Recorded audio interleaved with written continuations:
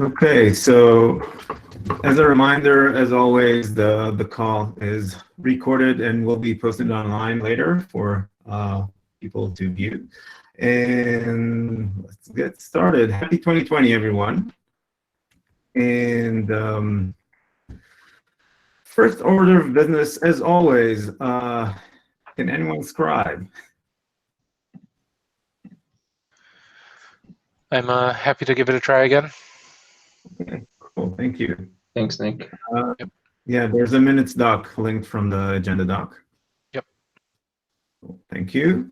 Regarding the next call, can we use this slot from here on for the rest of the year and then adjust based on that? But because I know that some folks had a conflict with our previous slot, which is 1 hour after this one. Would this one work for as a baseline for the rest of the year? To confirm, a bi-weekly Thursday, 10 a.m. PST? Yes. Works for me. Okay. Ryusuke, does it work for you? Usually the one who is adding conflicts. Sorry, the current time, 10 a.m. on Thursday? Yes. Yeah.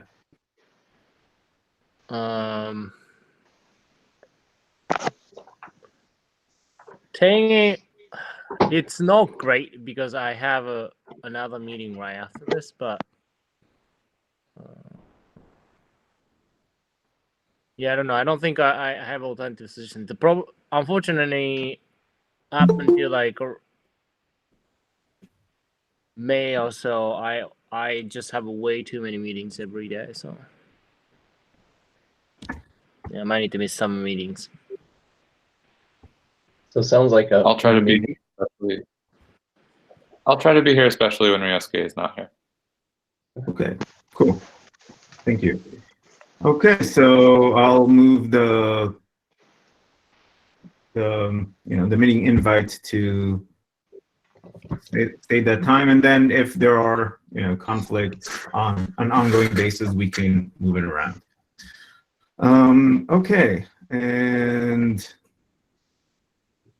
the next item of business is the face-to-face. I sent out a save the date email before the holidays. We're planning on 2 days at the beginning of April. Let me just make sure that I remember the dates right. So it's the 2nd and 3rd of April. In the Bay Area in Sunnyvale, and we are planning to have 1 day that more or less mirrors what we had last year with more industry participation, and we want to invite various folks from the frameworks world, from the single page apps world, and hash out whatever it is that we need to do there in that space. And then a second day for a regular face-to-face hashing out issues and getting work done, kind of. So can you repeat the date? And the date is April 2nd and 3rd. So right after there's a Perf Matters conference in the Bay Area. So on the Tuesday and Wednesday of that week, and then Thursday and Friday, we'll have the face-to-face. So just to add, I guess, a couple of neat things, or additional things rather. We do have, our current charter expires, I believe, in May. Philippe, correct me if I'm wrong. So one of the hopes is that we, go ahead, Philippe. You're on mute, or we can't hear you, unfortunately. Sorry, end of June. End of June. Okay, so we have a bit more time than I thought. So we do have to recharter sometime, not sometime, in 2020, I guess, Yes. by end of June. And one of the hopes is that the discussions and the priorities that we identify at the face-to-face would inform what we focus on. One of the areas that's been kind of a burning conversation for us for many years, and we spent a lot of time on it. The last face-to-face is single-page apps. So there's some discussions that we previously held about just how do we enable better measurement on single-page apps, for example, in context of navigation timing and the rest. But I think there's also just a broader discussion around what is it that we ought to be thinking about for measuring JavaScript applications? Are there APIs that we have not discussed or thought about? So the thought was to put together a day where we can bring in folks that are working on frameworks to just kind of soak and hear what their problems are, similar to what we did at the last face-to-face, and then have a discussion, can we use that as input for our charter process and also areas of focus and all the rest. And then for the logistics of the event, as you have said, that would be beginning of April 2nd and 3rd, somewhere in the Bay Area. I don't think we've locked in the exact location yet. Yoav, correct me if I'm wrong. I think we have a venue in the Sunnyvale campus, but I'll verify. I'm pretty sure. Okay. One option is we. Yeah, I'll send out all the details later. That's good. Okay.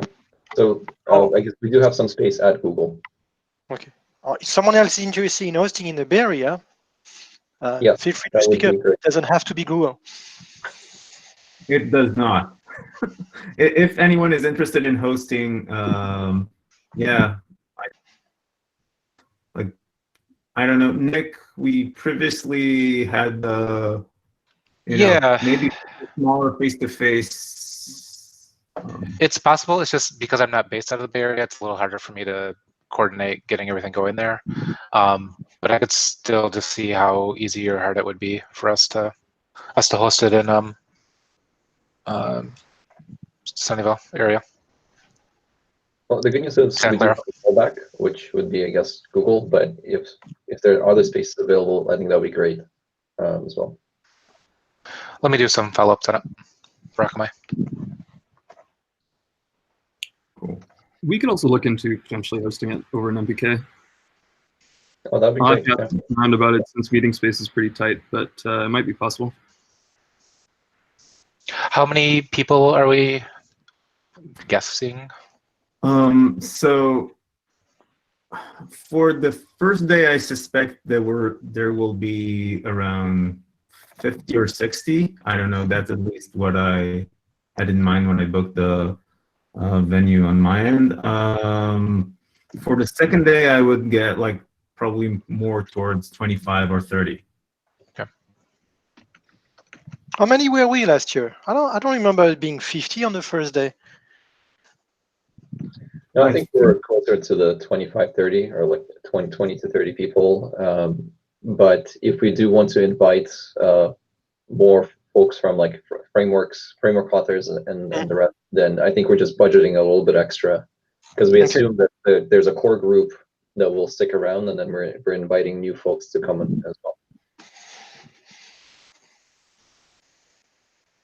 Yeah. Okay, but yeah, if anyone thinks that they can host either one of those days, I'd be happy to cancel the. Yeah, so it sounds like Nick, Andrew, we can follow up with you guys and see if there's an opportunity there. Yeah. Yep. Okay. And so with that out of the way, we can talk about web performance stuff. Annie, you wanted to share your research on largest contentful paint and element removal? Yeah, so there's been a couple of questions. Generally, largest contentful paint is the largest image or text content paint on the page as it's loading. And one of the exceptions to that is if the element is removed from the DOM. And the reason we did that was because of splash screens. If somebody splashes some content on the screen and then removes it, then you'll have the largest contentful paint be something after that.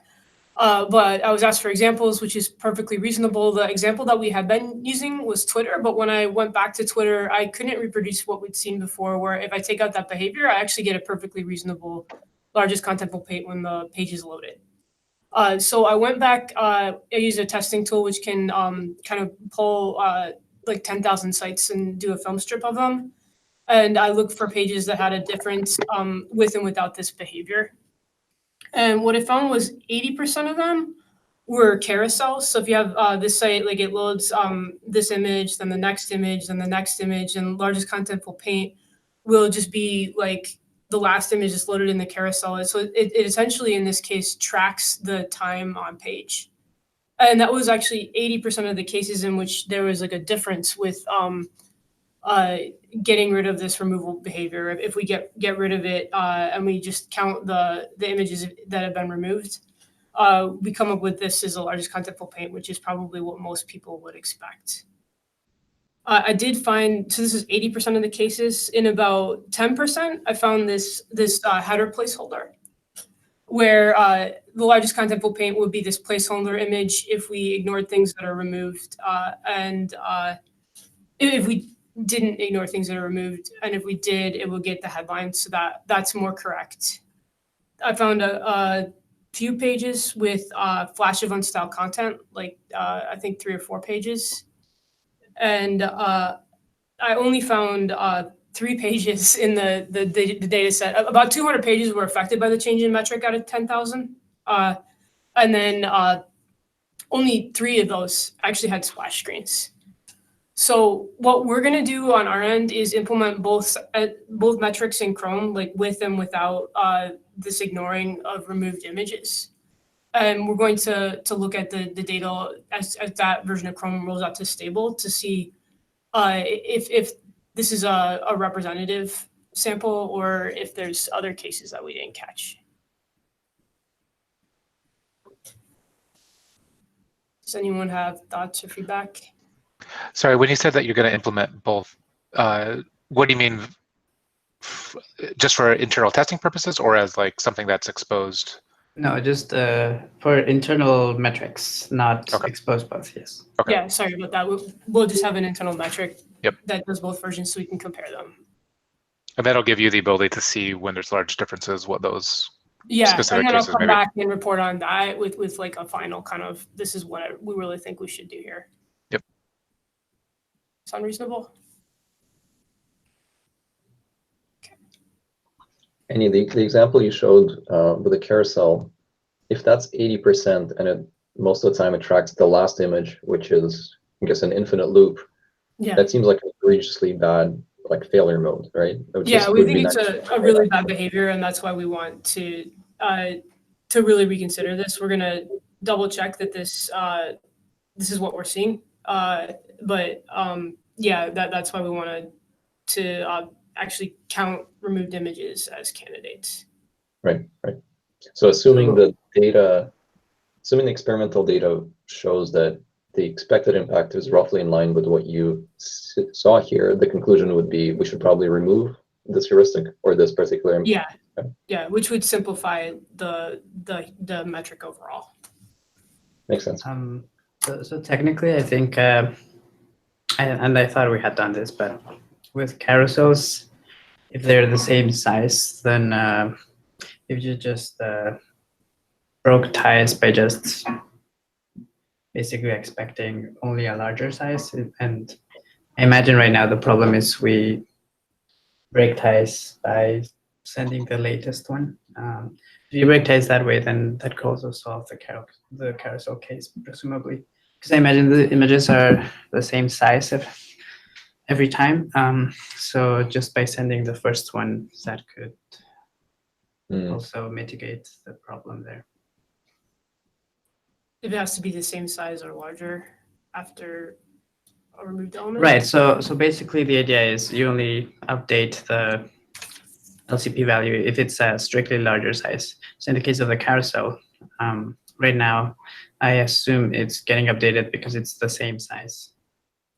So it'll be updated every time because whatever the carousel length is, every 2 seconds or something, you get a new image. Mm-hmm. Yeah, so some other cases, just so this is also the same size, this header placeholder image.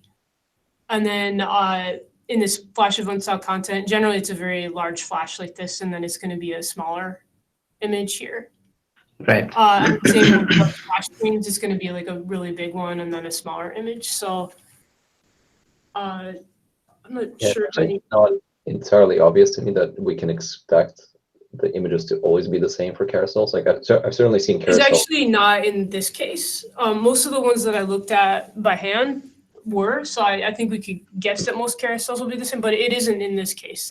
That's true. Yeah, I'm just thinking of like a couple of examples where I've myself built or used some carousel plugin on certain websites where basically I just pick 3 images from my media gallery, all of which have different aspect ratios, and then the carousel just does like, you know, a little bit of clipping magic to just like fit into that thing. Right, but even in that case, you wouldn't just loop eternally, right? Because you will pick LCP as the largest image in the carousel the first time it shows up, not the last time. Yeah. There's still But some, I just here, but presenting yeah. this alternative idea that just came to my mind, but yeah. How do people feel about?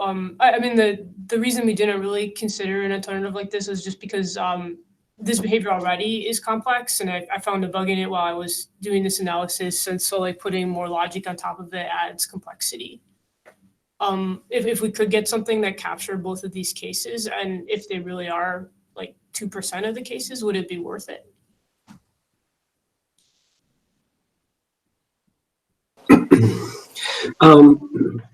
I guess I'm more interested in terms of special casing the splash screen case, which is starting to really impact results also in frameworks like browser time. So can you talk a little bit about like how you're identifying these splash screens? And I can't actually see this presentation, can just see the images. I'm sorry, I didn't hear the last part. Oh, I just wanted to know, like, what's the threshold for identifying these splash screens? So basically, we just say like if the largest image is, or the largest paint essentially is removed from the DOM, then we don't count it. And the idea was that, and it does in these 3 out of 10,000 pages that I found, it does identify a splash screen and discard it as a candidate. What I saw when I was testing manually, because I thought I would just get these cases for everybody by going to popular sites. And what I saw was that in practice, sites like Reddit, Pinterest, Twitter, Instagram, they all have a pretty small logo, and it's small enough that it actually does not count as the largest contentful paint. So like it loads and it's too small, and then like the main content loads and there's like a big header, and that is the largest contentful paint. So in general, like most of the common splash screens aren't a problem. Okay. Okay, thanks. No problem.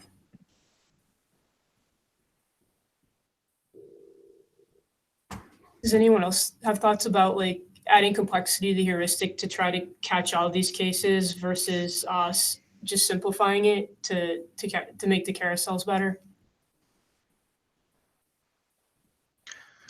I mean, in general, the simpler it is, it's easier just to explain to customers and to other people that care about this metric, right? The more edge cases you add, the more like caveats you have to talk about, or things like that. And you know, advanced people that want to do this, they can use element timing probably, to kind of work around those edge cases.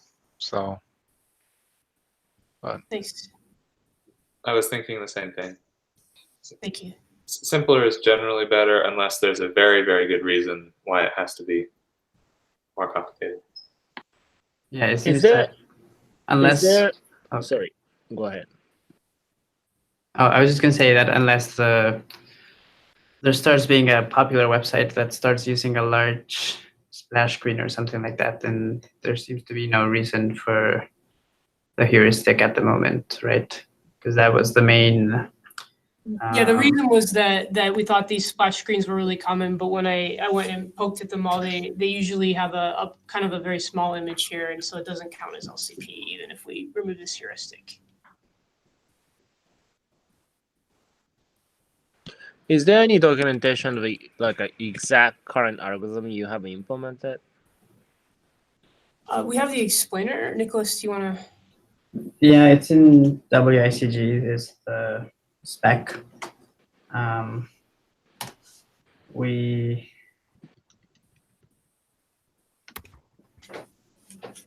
I think it is up to date. In particular, tracking the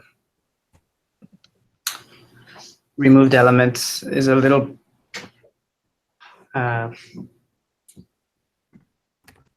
we need a map that contains a bunch of information. But yeah, the algorithm is in WICG, although I'll say that it is linked to the element timing algorithm just because they have some similarities. So what I did was just add a method in element timing that calls in here. So perhaps if it's useful, I can write a separate explainer with a more concise algorithm so that people can take a look. Sorry, I'm talking about like exact algorithm. Is it like is the one in the spec out there, or what's going on here? Like, is the explainer the only source of truth, or what? No, the one in the spec is correct. I'm just saying it also depends on the element timing one. But yeah, if you go to the one in the spec, that's the one we're using right now. Yeah, and the entry point to the algorithm there is from element timing, because element timing is already doing a bunch of work related to elements and their size.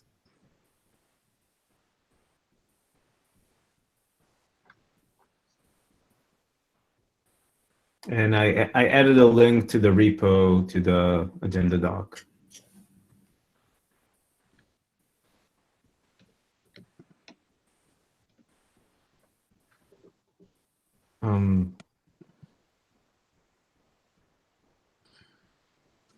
Okay.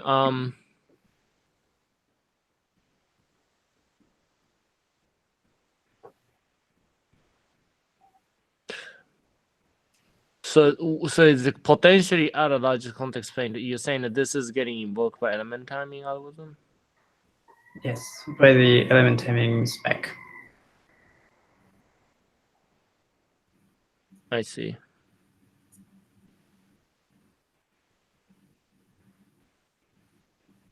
So would that mean that we have to track every single element in the page? Yes, every image and text content. Huh.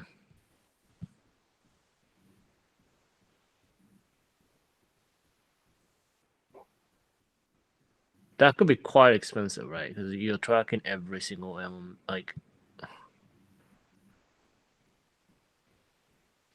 Well, I mean, it's currently shipped in Chrome, but it's true that we did have to work a bit on reducing the initial performance regressions that were caused by this additional tracking. So yeah, you're right that it's a little expensive, but it's certainly something that can be done. And I think if we get rid of the removal logic, as we're kind of proposing here, then it might make the algorithm less expensive because we have to keep track of less things. Well, we still need to track the first time something painted, or somehow make sure that we don't double count things, but basically we only need to retain the display information like the timestamp and the rect for the largest content so far, because all previous content can never become the largest after that point in time. Whereas with our current implementation, we have to keep the previous ones in case larger ones get removed and need to be replaced.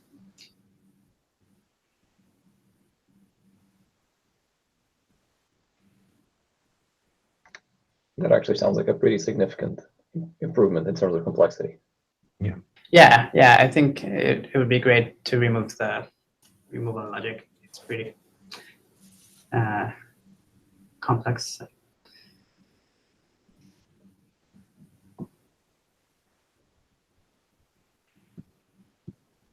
Any more questions? Or should we move on? Do we have a Annie? Do we have a timeline for when we might know outcome of the experiment? So it kind of depends on like the actual content that users are viewing, which means we really would need to go all the way to stable to make sure we understand. I would guess about like 2 months. Okay. So we should probably circle back end of March.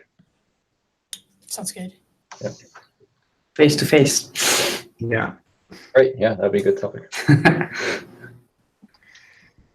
Okay, cool. One last thing, Annie, could you link to the presentation from the agenda doc? Awesome, thank you. Okay, yeah, with that, is input pending? Andrew wanted to share some updates with us. All right, let me just turn on the presentation.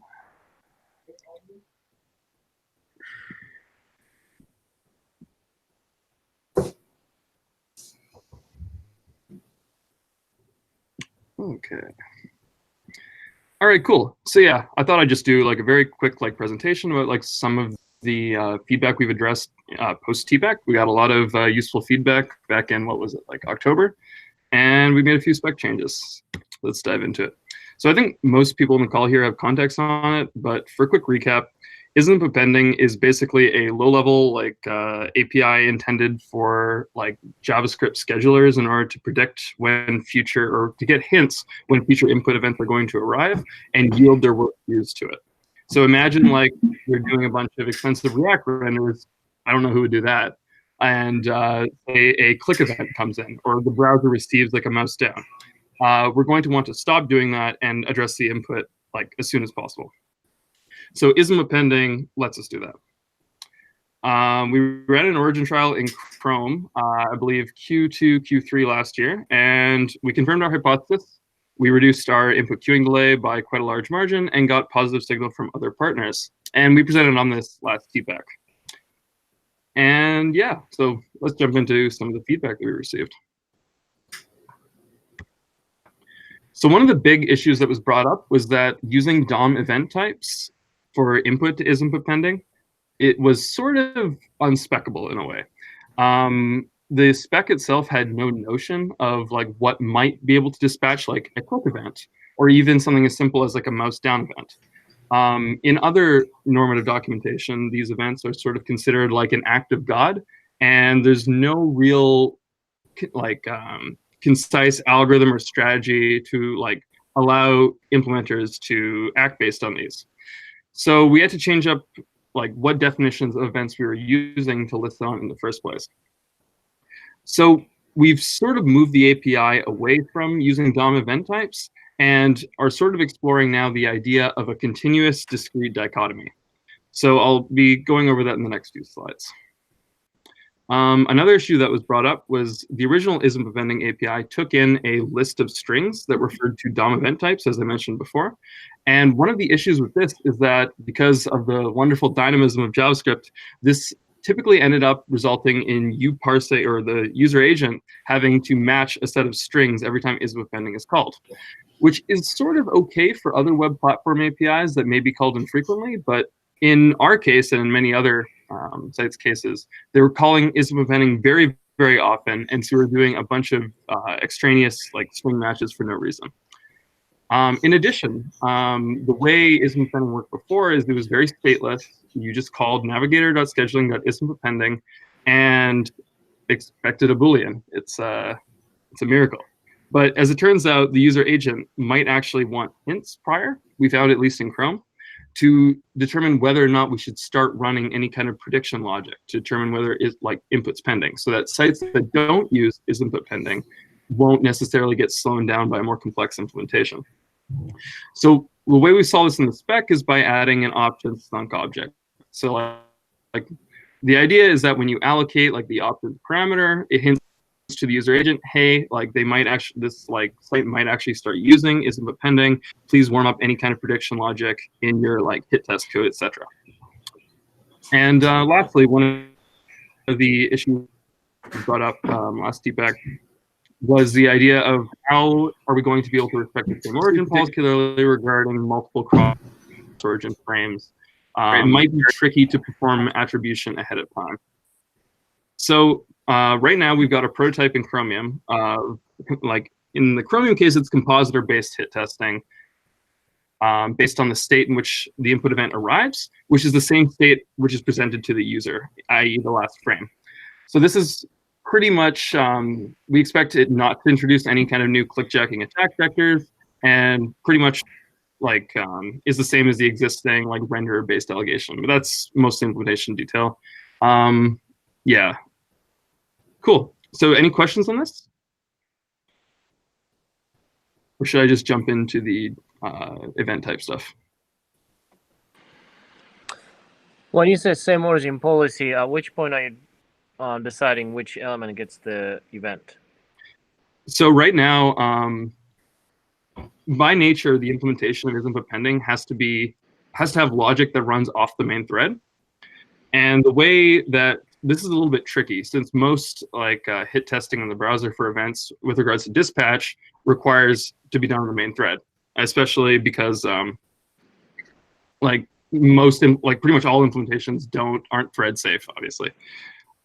So what we proposed originally was suggesting that user agents like perform this based on the last frame, perform hit testing based on the last frame displayed to the user. And so that's this implementation that we explored here. And so that would let us say that like we can perform like origin level attribution for frames. And so that like a frame in a different origin doesn't mistakenly receive the wrong event.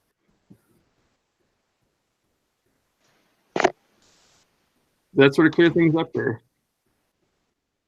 Well, so that solves one problem, but it kind of creates a new problem, right? In that, like, because timing at which hit testing is done is different, things may have moved by the time you actually send the event. Correct. Yeah, so correct. I guess the question is whether the frame that is resolved to be the owner when you do the hit testing for is input pending, is it guaranteed to be the same as the one that is going to actually receive the input later once it gets dispatched? It is not. This is like it's based on like what, or at least I don't really like to cite the Chrome implementation here, but like what we did in Chrome and what we're advocating other UAs to do is to do it based on the last frame presented to the user, which is not really that well defined in spec. But ultimately, this falls play to like very similar issues with event targeting in general. Like imagine like a site that blocks the main thread, like after it displays a frame, moves frames around. Like in that case, the user will click on something and that event might not actually be dispatched to the frame that they thought. And so the other question is, what do you mean by last frame presented to the user? Because like I can have a website with cross-origin iframes, so what would be the frame? Right. So one of the big pieces of implementation work for the Chrome one was we did hit testing based on browsing context. And those browsing contexts, at least for isInput pending, group events by same origin. So like if you have two frames that have the same origin, isInput pending will return true when an event occurs in one of the frames so that we can actually get the scheduling properties that we want. Which is like yield to anything that shows the event loop that's safe to. And that hit testing, I guess it's maybe regardless of isInput pending, but that logic runs in the browser process or the top level renderer, which? Right, so in Chrome's case, for our initial origin trial, we ran this in the browser process, which only had knowledge of like unit of similar origin browsing contexts as hit tests. So with the second phase of the implementation, we moved this to the renderer as well, so that this would work for Android and other situations where it's same site but different origin. Okay. So I think that discrepancy is an issue. I don't think we'll be comfortable implementing what you're proposing here without solving the like problem that it could be sent to the wrong frame when we actually hit this thing. So I don't see how you don't fall prey to this problem already with current like event dispatch. What do you mean? Like as I mentioned, like a main frame could block the main thread like after displaying a frame. Sorry, the main browsing context could block the main thread after displaying a frame, like shuffle some frames around and cause like the dispatch of the event to go to the wrong frame. Like it's already like a pretty well-known clickjacking attack vector. One of the mitigations for this in Chromium, at least, is to actually like block certain event dispatch after frames have been moved for a brief period of time. Yeah, And but something very similar could be possible with this API. this case seems a little more problematic because, I mean, ultimately in the click hijacking, at least the frame actually gets the event, but here you're basically reading events that get sent to a cross origin frame, and you can even do it presumably from an iframe. I don't know if this works in iframes as well. So in order for that to happen, this would only happen in an iframe, or in a case where you have multiple like nesting browser contexts per page. The attack that I can imagine is where you click like on a cross origin iframe, you move the iframe away, like programmatically. So from the time that the event is dispatched to to a post layout time where the task runs, it's no longer going to receive the event. So you might think that you're getting events that you don't.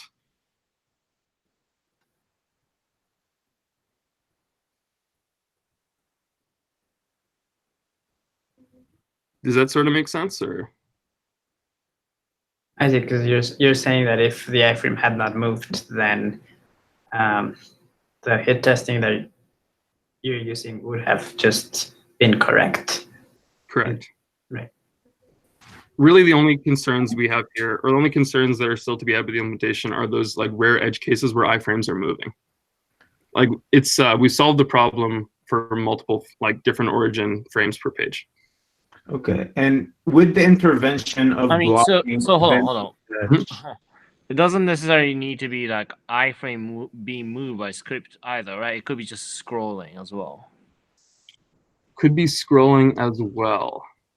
Not for impl threaded scrolling or compositor side scrolling in the Chrome implementation. Maybe in a Chrome, but it's not the Yes, case in WebKit.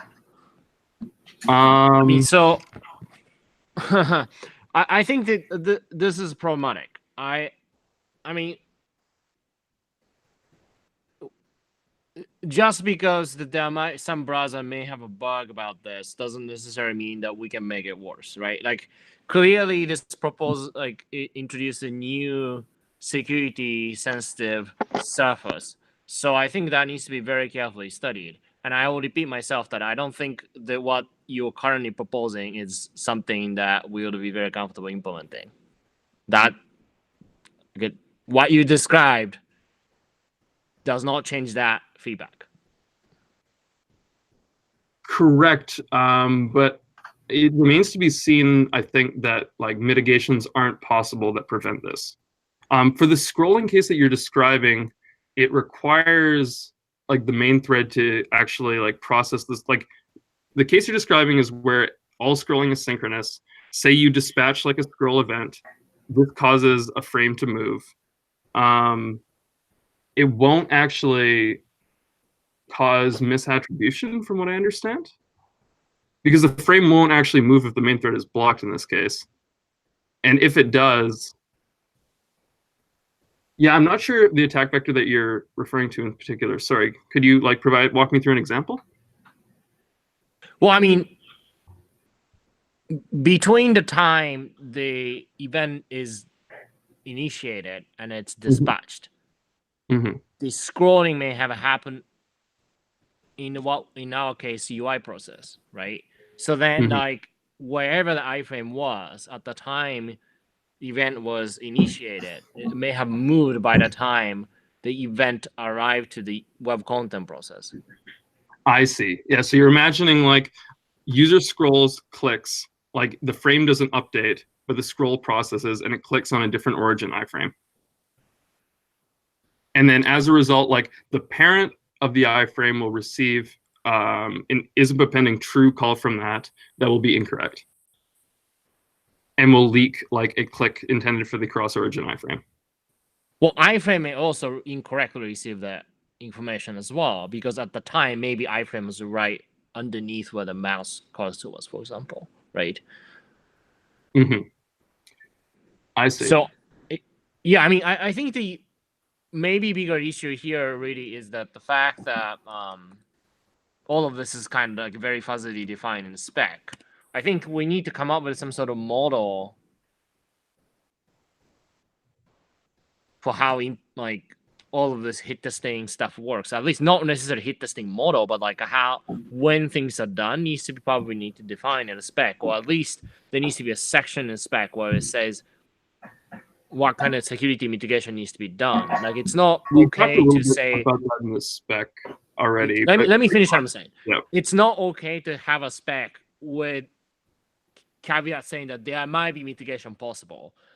Like when we are writing a spec, we need to very clearly state what the mitigation needs to be done and what are the security risks, right? Like we can't just leave that section empty. Right. We have gone into some detail on this in the explainer as it stands. I don't know if you've taken a look at it, but yeah, most of the privacy and security section is discussing this exact issue. But I think it would be,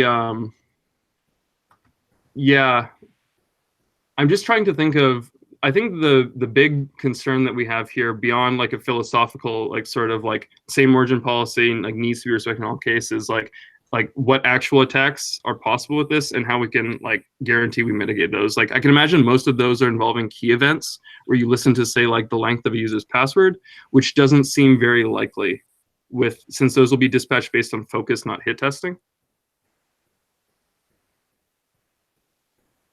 I mean, very unlikely is not good enough for security. Well, right? no. we we have to have, like, for any security program we may have, we can't just simply add an API and hope for the best that it won't pose a new problem. Every possible new security surface needs to be very carefully studied. And unless we can be sure that there's no new security problem, we can't add such an API.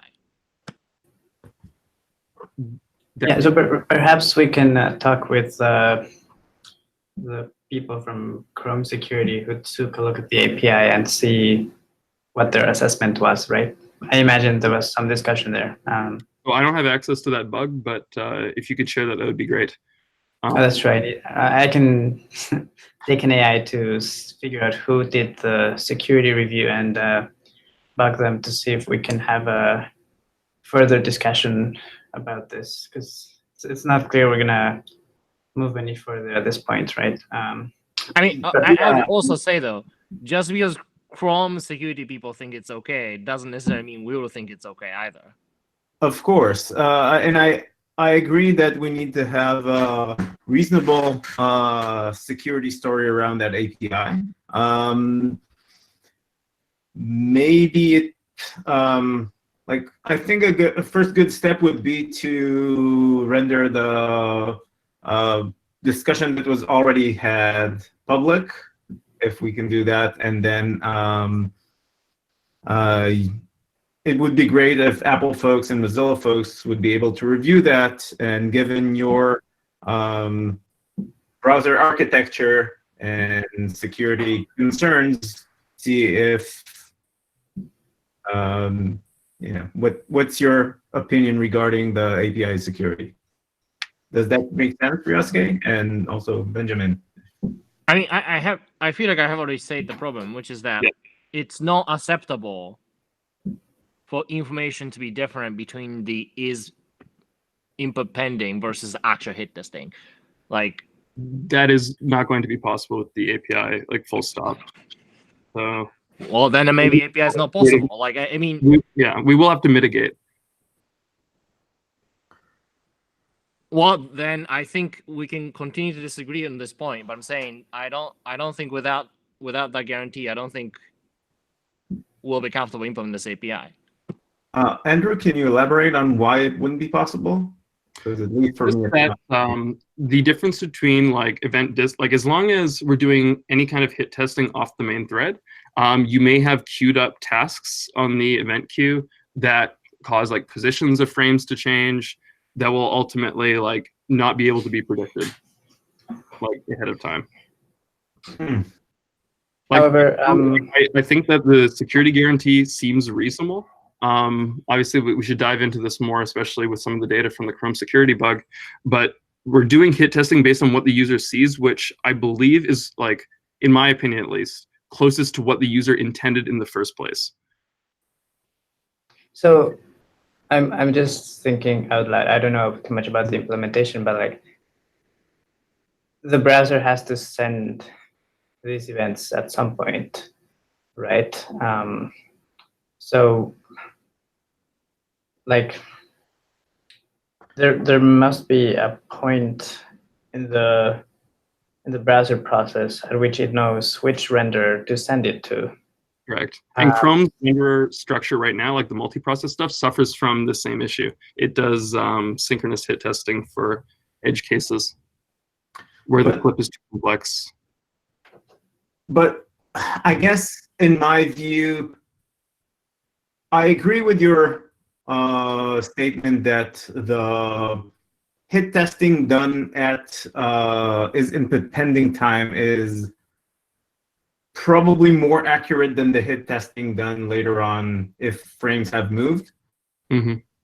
I would expect the browser to not dispatch anything in case that those two are different, because it means that the user, the first one is closer to the user's intent, and the second one is probably not what the user intended to do. So I mean, in particular, in that scenario, you would imagine like so if you have the render 1 for one origin and the render 2 for another origin, right? And let's say at the time when hit testing happens, browser process determines that it needs to go to render process 2, then like it'll be insane to like once it went to render process 2, realize, oh wait a minute, hit testing needs to happen on render 1 instead, so it will send it to render 1, right? That's just probably never going to happen. So why isn't that always the case? Like, why can't we, at the time when the browser processes whatever the thing that decides which frame needs to get the event, why don't we just lock that event in for that particular frame and never change that? At the time, so what do you mean by locking? Like at the So time like saying that the frame is the one that's going to get the event, basically. do the hit testing once and then dispatch both based on that one result that happened at a single point in time, instead of making it racy. I'm not sure how that's different than the situation that I described. Like right now, we do lock to a frame whenever you receive the event. Right, but is input pending could refer to the wrong frame. That's the problem we're trying to avoid. To leak cross-origin input information to iframes in Right, particular. you won't know that the actual target frame has changed until you spin the main thread for a little bit. Yeah, but why do we change the target? I guess is what Ryosuke is asking. It would be like any kind of pending like task that's dispatched on the main thread. But I mean, hold on, but like frame doesn't move from one process to another, right? Like at the time you have decided which frame should get the event. Why don't we just stick with it? And regardless of what task, whatever thing runs, just send it to the frame we decided priorly. I see. That should frame move. I see. Or the option that you have suggested as well could be feasible, that you keep the hit testing afterwards, but if it provides a different result from the one during its input pending, then you're like, well, I don't know which is the target, so you end up just changing and not doing anything about the event. But both could be solutions to the problem that the frame is getting information that shouldn't be getting, right? Yeah, for a bit of a hackier mitigation, it's also possible that we could just suppress the API if frame motion has resulted in inconsistencies between whatever like off main thread logic you have and the main thread logic. Although, I mean, you may not know at the time you ask, is input Yeah. pending, right? Because There's a few like, cases. you could move thereafter, huh? Yeah. Yep. So yeah, so I guess the locking perspective you're describing would require a pretty fundamental change to how implementers will do their dispatch. I mean, it's kind of true regardless. I mean, in order to implement this API, we kind of have to rewrite the whole thing. So,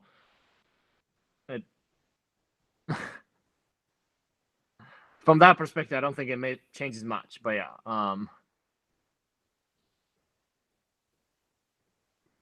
Okay. No, that's really useful feedback. Yeah, I'd like to follow up a little bit on like what we could do to make this work for WebKit. I think the one thing I would say though is that like Yohav was saying is I think here what we really need is like a multi-implementation like feedback, and then like because the browser engine tends to have a very different like input dispatching mechanism, we really need to have the feedback from Mozilla as well. And I think maybe we need to have more people working on HTML and web apps working group involved here. I think we may not have all the experts needed just in path working group, for example.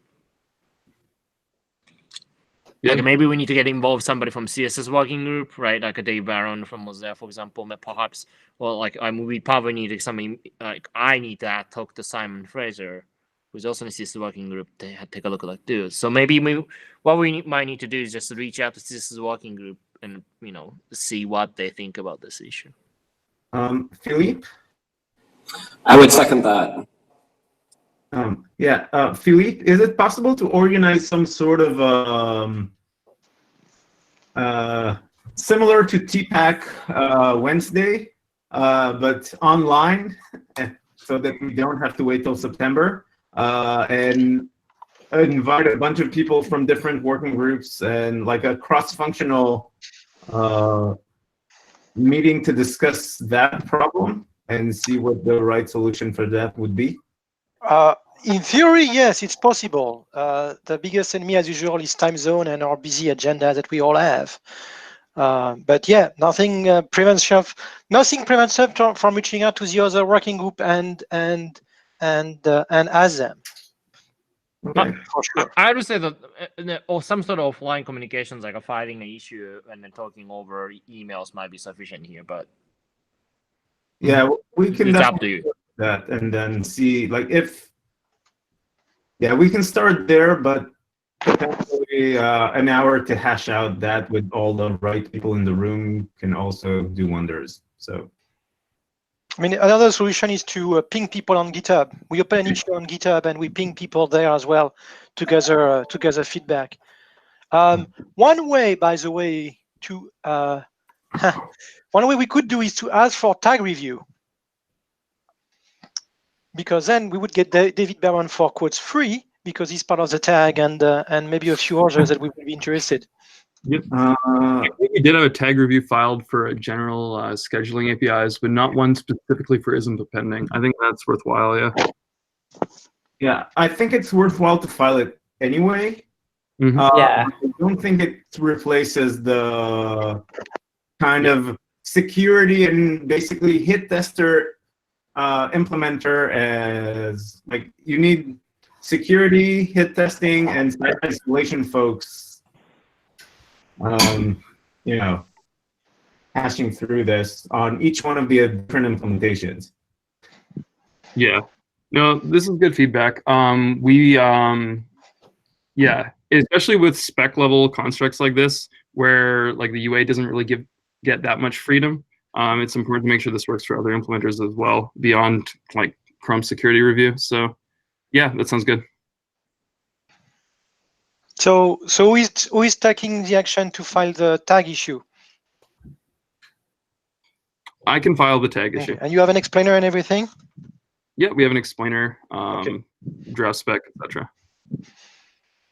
Okay. All right, we can see how it goes before start trying to reach out to the other working groups you have, or you want to wait a bit? I mean, the tag review is good. I think maybe Nicholas, can you take an action to figure out if we can render the security review public?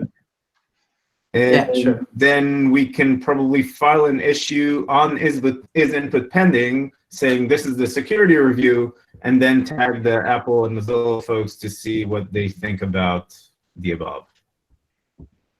Does that make sense? And then we can take it from there and see if a dedicated meeting is required or not. Sure. Okay. Good. We're out of time now. I guess I can follow up on some of the later changes next meeting, or in whatever cross-functional group we get going. Okay, sounds good. Okay, so thanks all, and we'll talk about the rest of the issues that I had in mind some other time. Okay. Do you know when the next meeting will be? So in 2 weeks, It'll be January 30th at 10 a.m. PST. Okay. yeah, and I'll set up a calendar invite for that and for the rest of the year. Cool. Great. Thanks, folks. Thanks. So, great. Thank you.